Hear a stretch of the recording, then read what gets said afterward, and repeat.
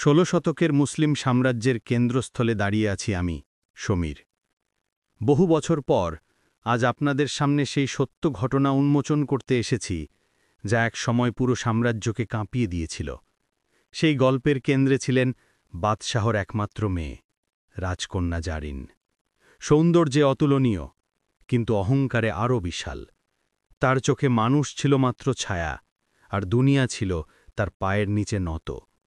কিন্তু আল্লাহর বিধান থেকে কোনো অহংকারী কখনো রক্ষা পায়নি। আজ আমি আপনাদের শোনাব তার পতনের ইতিহাস, যা শুধু একটি প্রাসাদের নয়, একটি আত্মার ভাঙন। এই ঘটনা দেখার পর আমি বুঝেছিলাম অহংকার মানুষকে অন্ধ করে এবং শেষ পর্যন্ত ধ্বংস অনিবার্য করে তোলে। আমি তখন তরুণ রাজদরবারি। প্রতিদিন ভোরে বাদশাহর দরবারে উপস্থিত হতাম। প্রাসাদ জুড়ে জারিনের সৌন্দর্যের গল্প ছড়িয়ে থাকলেও তার আচরণের কঠোরতা ছিল আরও বেশি আলোচিত। দরবারে প্রবেশ করলে পুরো পরিবেশ নিস্তব্ধ হয়ে যেত, যেন তার উপস্থিতি সবার ওপর ছায়ার মতো নেমে আসে। একদিন তিনি দরবারে প্রবেশ করলেন। তার পোশাকে রত্নের ঝলক, কিন্তু চরিত্রে ছিল কঠিন অহংকার। তিনি সবার দিকে তাকিয়ে এমনভাবে মাথা উঁচু করে দাঁড়ালেন, যেন মানুষ তার জন্য নত মাথায় দাসত্ব করতেই জন্মেছে। তখনও বুঝিনি যে এ দম্ভ একদিন তাকে এমনভাবে আঘাত করবে, যেখান থেকে আর ফিরে আসার কোনো সুযোগ থাকবে না। জারিনের স্বভাব ক্রমেই ভয়ঙ্কর হয়ে উঠছিল। তিনি কাউকে সম্মান করতেন না, আর সামান্য ভুল করলেই অপমান করতেন। একদিন আমি জরুরি বার্তা নিয়ে তার পথে দাঁড়িয়ে পড়লাম। তিনি থেমে আমার দিকে তাকালেন, চোখে আগুনের মতো তাচ্ছিল্য। তিনি ঠান্ডা স্বরে বললেন, তুমি কি জানো আমি কে? আমার সামনে দাঁড়ানোর সাহস কিভাবে হলে? আমি স্তব্ধ হয়ে গেলাম, কথা বলার ভাষা হারিয়ে ফেললাম। প্রাসাদের সবাই এই ঘটনার সাক্ষী হলেও কেউ কিছু বলার সাহস পেল না। সেই মুহূর্তে আমার হৃদয়ে অজানা ভয়ের জন্ম নিল। বুঝলাম, অহংকার যখন মানুষের ওপর চেপে বসে, তখন সে আর মানুষ থাকে না, হয়ে যায় অন্ধ ক্ষমতার প্রতীক। বাদশাহর প্রাজ্ঞ উপদেষ্টারা বহুবার সতর্ক করেছিলেন, মহারানী, অহংকার আল্লাহর অপছন্দের গুণ, এর পরিণতি কখনোই ভালো হয় না।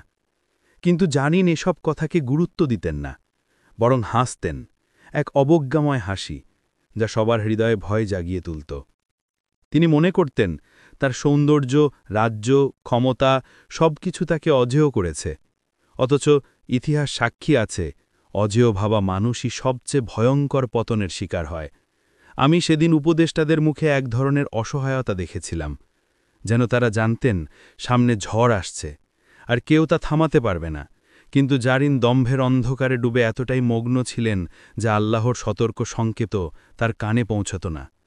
একদিন প্রাসাদের দরজায় এক দরিদ্র মানুষ এলেন, তার চোখে অশ্রু, হাতে কাঁপা শিশু।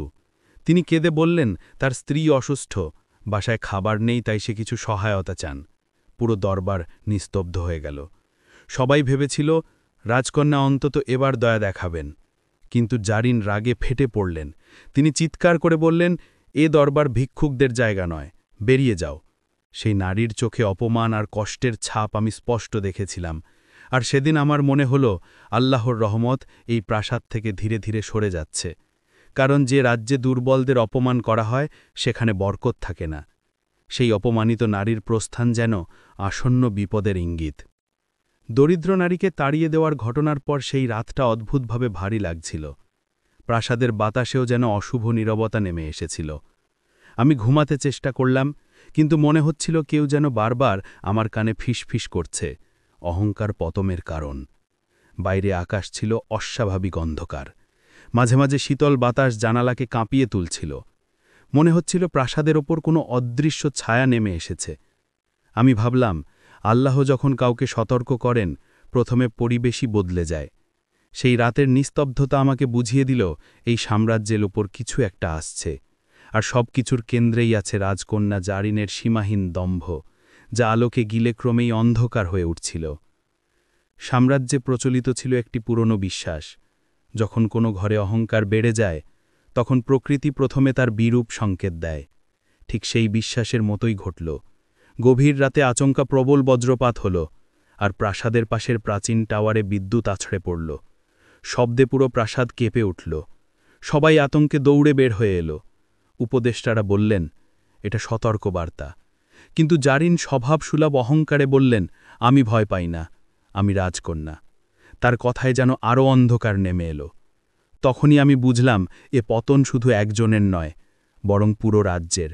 কারণ যখন নেতার অন্তর কঠোর হয় তখন আল্লাহর পরীক্ষাও কঠিন হয়ে ওঠে।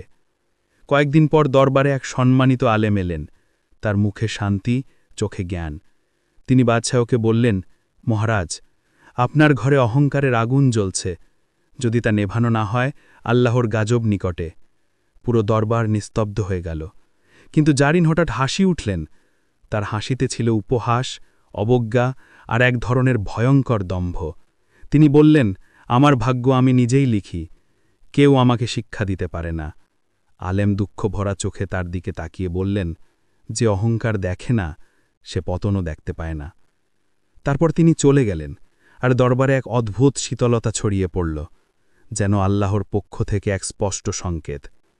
আলেম চলে যাওয়ার পর থেকেই অদ্ভুত সব ঘটনা ঘটতে শুরু করল।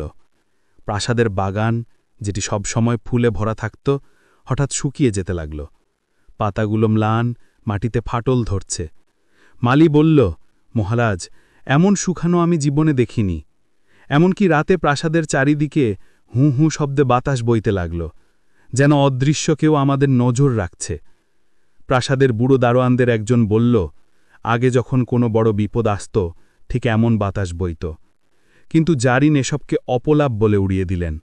অথচ আমি বুঝতে পারছিলাম, এ শুধু প্রকৃতির পরিবর্তন নয়। আল্লাহর রহমত সরলে প্রাসাদের দেয়ালই যেন ফিসফিস করে বিপদের বার্তা দেয়। ক্রমশ জারিনের আচরণ আরও কঠোর হয়ে উঠল। একদিন তিনি নতুন একটি নিয়ম ঘোষণা করলেন, আমি যখন হাঁটব, আমার সামনে কেউ দাঁড়াতে পারবে না। কেউ দাঁড়ালে তাকে কঠোর শাস্তি দেওয়া হবে। প্রাসাদ জুড়ে ভয় ছড়িয়ে পড়ল। মানুষ তার নাম শুনলেই লুকিয়ে পড়ত। আমি দূর থেকে দেখেছি তার পথে পড়ে যাওয়া এক বৃদ্ধ দাসকে তিনি কণ্ঠে বিষ ঢেলে অপমান করছেন। তখন আমার মনে হল, এ দম্ভ কোনো মানুষের নয়, এটি তার ভেতরের অন্ধকার। যে মানুষ ক্ষমতা পায় সে সহজেই বদলে যায়, কিন্তু যে ক্ষমতাকে সবকিছু মনে করে সে নিজের ধ্বংস নিজেই তৈরি করে। আর জারিন ঠিক সেই পথে হাঁটছিলেন, অন্ধকারের দিকে। রাজচিকিৎসকরা এসে তাকে পরীক্ষা করলেন। তারা বললেন, মহারানী, এটি কাকতালীয় নয়, আপনাকে সাবধান হতে হবে। কিন্তু জারিন ঠোঁট বাঁকিয়ে বললেন, আমার ভাগ্য আমাকে আঘাত করতে পারবে না। তার এই কথাগুলো শুনে আমার মনে এক অজানা কাঁপনি তুলে গেল। কারণ আমি জানতাম, মানুষ যত বেশি নিজেকে অজেয় ভাবে, আল্লাহ তত দ্রুত তার সামনে আয়না ধরে দেন। সেদিন সন্ধ্যায় প্রাসাদের বারান্দায় দাঁড়িয়ে আমি আকাশের দিকে তাকালাম। মনে হলো যেন দিগন্ত জুড়ে কালো মেঘ জমছে। আল্লাহর সতর্ক বার্তা কখনোই অকারণ আসে না, আর যারা তা উপহাস করে তাদের জন্য পরিণতি হয় আরও কঠিন। প্রিয় কন্যার এই পরিবর্তন বাদশাহকে গভীরভাবে কষ্ট দিচ্ছিল। এক রাতে তিনি আমাকে ডেকে বললেন, সমীর, আমার মেয়েকে কি আমি হারিয়ে ফেলেছি? তার কণ্ঠ ছিল ভারী, চোখে অশ্রুরাভা। তিনি বললেন, আমি তাকে সব দিয়েছি, ভালোবাসা, রাজ্য, সম্মান। কিন্তু সে কেন এত কঠোর হয়ে উঠল? আমি চুপচাপ দাঁড়িয়েছিলাম, কারণ উত্তরের কিছুই ছিল না। যখন সন্তান আল্লাহর পথে থাকে তখন পিতামাতার হৃদয় শান্ত থাকে, কিন্তু যখন তারা অহংকারে ডুবে যায় তখন রাজসিংহাসনও তাদের রক্ষা করতে পারে না। বাদশাহর অসহায় মুখ দেখে বুঝলাম, এই সাম্রাজ্যের মাটি কাঁপতে শুরু করেছে। সেদিন ছিল সাম্রাজ্যের বার্ষিক উৎসব। আলো, সঙ্গীত, নাচ, সাজসজ্জায় প্রাসাদ ঝলমল করছিল। অতিথিরা একে একে প্রবেশ করছিলেন, আর সবাই রাজকন্যাকে দেখার অপেক্ষায় ছিলেন। কিন্তু সেই রাতে জারিনের ভেতরে যেন আগুন জ্বলে উঠেছিল, কারণ অন্য এক রাজপরিবারের কন্যা তার সৌন্দর্যের প্রশংসা পাচ্ছিলেন। ঈর্ষা আর অহংকার মিলে জারিনের চোখ লাল হয়ে উঠল। হঠাৎ তিনি সবার সামনে সেই কন্যাকে অপমান করতে শুরু করলেন। দৃশ্যটি এতই অস্বস্তিকর ছিল যে উৎসবের আনন্দ মুহূর্তেই নিভে গেল।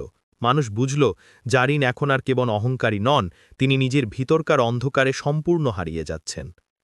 অপমানিত রাজকন্যার পরিবার নীরবে তার দিকে তাকিয়ে রইল।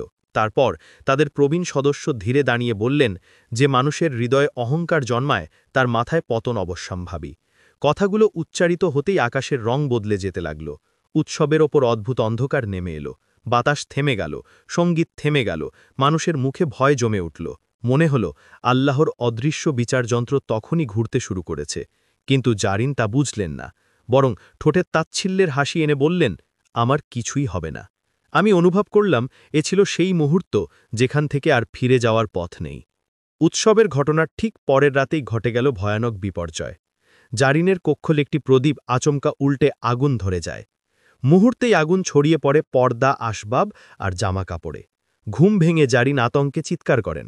আমরা দৌড়ে গিয়ে দরজা ভেঙে তাকে বাইরে বের করি, কিন্তু তার মুখ আর হাতে আগুনের দাগ পড়ে যায়। প্রথমবার তার চোখে দেখা যায় ভয়, গভীর, অসহায় এক ভয়।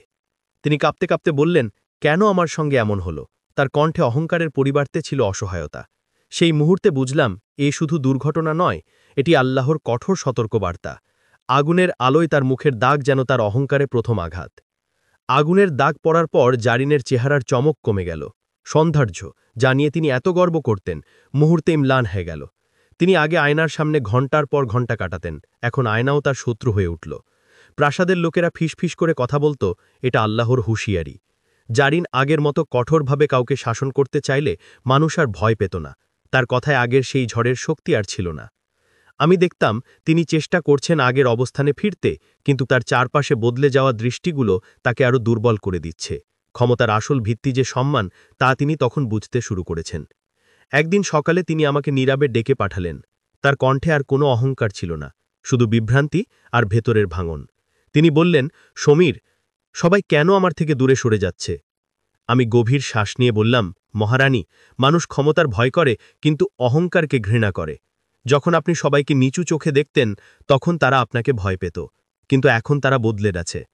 তিনি চুপচাপ শুনলেন, কোনো প্রতিবাদ করলেন না। আমি প্রথমবার অনুভব করলাম তার হৃদয়ের কঠোর দেয়ালে একটা ছোট্ট ফাটল ধরেছে। হয়তো সেই দরজা যেখান দিয়ে তাওবা আর অনুতপের আলো প্রবেশ করে। পরদিন তিনি সেই দরিদ্র নারীকে খুঁজে পাঠালেন, যাকে তিনি অপমান করে তাড়িয়ে দিয়েছিলেন। নারীটি আসতেই জারিন তার সামনে মাথা নত করলেন, এক দৃশ্য যা প্রাসাদের কেউ কখনো ভাবেনি। জারিন কেঁদে কেঁদে বললেন, আমি তোমাকে কষ্ট দিয়েছি, আমাকে ক্ষমা করো। দরিদ্র নারীটি বিস্ময়ে থমকে গেলেন। তারপর তিনি কোমল হাতে জারিনের মাথায় হাত রেখে বললেন, আল্লাহ ক্ষমাশীল, তুমিও ক্ষমা পাও, যদি মন থেকে অনুতাপ করো। সেই মুহূর্তে আমি দেখলাম জারিনের অন্তরে প্রথম সত্যিকারের শান্তি নেমে এসেছে। কিন্তু ভাগ্যের পথ তখনও পুরোপুরি পরিবর্তিত হয়নি। কিন্তু যতক্ষণ আল্লাহ চায়, পরীক্ষা তখনও শেষ হয় না। কিছুদিন পর প্রাসাদে একটা অদ্ভুত জ্বর ছড়িয়ে পড়ে। চিকিৎসকরা বলেন, এ রোগ দ্রুত ছড়ায়, সতর্ক থাকতে হবে। কয়েকজন দাসদাসী আক্রান্ত হল। তারপর জারিনও জ্বরে আক্রান্ত হলেন। তার শরীর দুর্বল, চোখে ক্লান্তি, কণ্ঠে কম্পনি। তিনি বললেন, সমীর, আল্লাহ কেন আমাকে এত পরীক্ষা দিচ্ছেন? আমি বললাম, হয়তো তিনি চান আপনি নিজেকে নতুন করে চিনেন। তিনি অশ্রুসিক্ত চোখে তাকালেন। মানুষের জীবনে কখনো কখনো এমন মুহূর্ত আসে যখন পৃথিবীর সব শক্তি হারিয়ে যায়, শুধু থাকে আল্লাহর ওপর নির্ভরতা। জারিন ঠিক সেই মোড়ে এসে দাঁড়িয়েছেন। জ্বরের দিনগুলোতে তিনি উপলব্ধি করতে লাগলেন, ক্ষমতা, সৌন্দর্য, দম্ভ সবই ক্ষণস্থায়ী। তিনি তার সমস্ত গয়না, মূল্যবান কাপড় আর ব্যক্তিগত রত্ন এক এক করে গরিবদের মাঝে বিলিয়ে দিলেন। প্রাসাদের লোকেরা হতবাক হয়ে দেখল, যে নারী একসময় মানুষকে তুচ্ছ করতেন, আজ তিনি নিজ হাতে দরিদ্রদের খাবার বিতরণ করছেন। তিনি বলতেন, আমার যেটুকু অবশিষ্ট আছে তা যেন কারো কাজে লাগে। তার কণ্ঠে ছিল অদ্ভুত এক শান্তি, যা অনুতপ থেকে জন্ম নেয়। কিন্তু তার স্বাস্থ্য প্রতিদিনই খারাপ হতে লাগল। মনে হচ্ছিল পরীক্ষা এখনও শেষ হয়নি, আল্লাহ তাকে আরও গভীরভাবে পরিবর্তন করতে চান। তার অবস্থা খারাপ হতে লাগলে বাদশাহের হৃদয় ভেঙে পড়ল। তিনি দিনরাত কেঁদে বলতেন, আমি সব দিয়েছি, কিন্তু তার হৃদয়ে সঠিক পথ দেখাতে পারিনি। আমি দেখেছি রাজাদের কান্না সাধারণ মানুষের মতো নয়, তারা সাম্রাজ্যের ভারও বহন করে। এক রাতে বাদশাহ ফিসফিস করে বললেন, সমীর, যদি সময় ফিরত। কিন্তু সময় তো ফিরে আসে না। তিনি বুঝতে পারছিলেন অহংকার শুধু একজনকে নয়, পুরো পরিবারকেই আঘাত করে। সেই রাতে বাতাস ছিল অস্বাভাবিকভাবে স্থির, যেন প্রাসাদের দেয়ালও শোকাহত। আমি অনুভব করলাম জারিনের জীবনের প্রদীপ দ্রুত নিভে যাচ্ছে। জারিনের শেষ দিনগুলোতে তার মুখে আর কোনো অহংকার ছিল না, শুধু শান্তি আর গভীর অনুতাপ। এক সন্ধ্যায় আমি তার পাশে বসেছিলাম। তিনি চোখ খুলে বললেন, সমীর, মানুষকে ছোট ভেবো না। যে দুনিয়াকে তুচ্ছ করে, দুনিয়াও তাকে তুচ্ছ করে ফেলে। তার কণ্ঠ ছিল দুর্বল, কিন্তু প্রতিটি শব্দ ভারী। তিনি আবার বললেন, আমার ভুলগুলো যেন কেউ পুনরাবৃত্তি না করে। সেই শেষ কথাগুলো আমাকে আজও কাঁপিয়ে দেয়। তিনি ধীরে শ্বাস নিলেন আর নিঃশব্দে চোখ বন্ধ করলেন। আল্লাহর কাছে ফিরে যাওয়াটা ছিল শান্ত, কিন্তু গভীরভাবে শিক্ষণীয়। রাজকন্যার মৃত্যুতে পুরো সাম্রাজ্যে শোক নেমে এলো। প্রাসাদের আঙিনায় সাদা কাপড় বিছিয়ে জানাজা মুষ্ঠিত হল। মানুষ তার নাম উচ্চারণ করতে কাঁদতে লাগল। কিন্তু আমি জানতাম এ মৃত্যু ছিল না, এ ছিল অহংকারের বিদায়। জারিনের স্মরণে বাদশাহ আদেশ দিলেন গরিবদের জন্য নতুন ভাণ্ডার খোলা হবে, যাতে তার অনুতাপ অপচয় না হয়। আমি সেই রাতে মোমের আলোয় বসে পুরো ঘটনাটি লিপিবদ্ধ করলাম, যেন ভবিষ্যৎ প্রজন্ম জানে অহংকার মানুষের শক্তি নয়, দুর্বলতা। আর যে নিজের ভুল বুঝতে পারে তিনিই আসলে বিজয়ী। আজ এত বছর পর দাঁড়িয়ে আমি শুধু একটা কথাই বলতে চাই, জারিনের গল্প কোনো কল্পকাহিনী নয়, বরং সত্য ইতিহাসের গভীর শিক্ষার প্রতিচ্ছবি। ক্ষমতা মানুষকে বড় করে না, বিনয়ী মানুষকে সম্মানিত করে। যারা আপনাদের জীবনেও অহংকার, ভুল বা দম্ভ দেখেন, এই গল্পটি যেন তাদের জন্য একটা আয়না হয়। যদি ইতিহাসের এমন সত্য শিক্ষা, মুসলিম শাসনামলের অজানা রহস্য এবং হৃদয়স্পর্শী কাহিনী জানতে চান, তাহলে এখনই সাবস্ক্রাইব করুন ইতিহাসের রহস্য ভুবন। কারণ আমরা আপনাকে দেখাই সত্য ঘটনায় লুকানো আলো, যা জীবন বদলে দিতে পারে। প্রতিটি ভিডিও আপনাকে নতুন এক ভাবনায় পৌঁছে দেবে।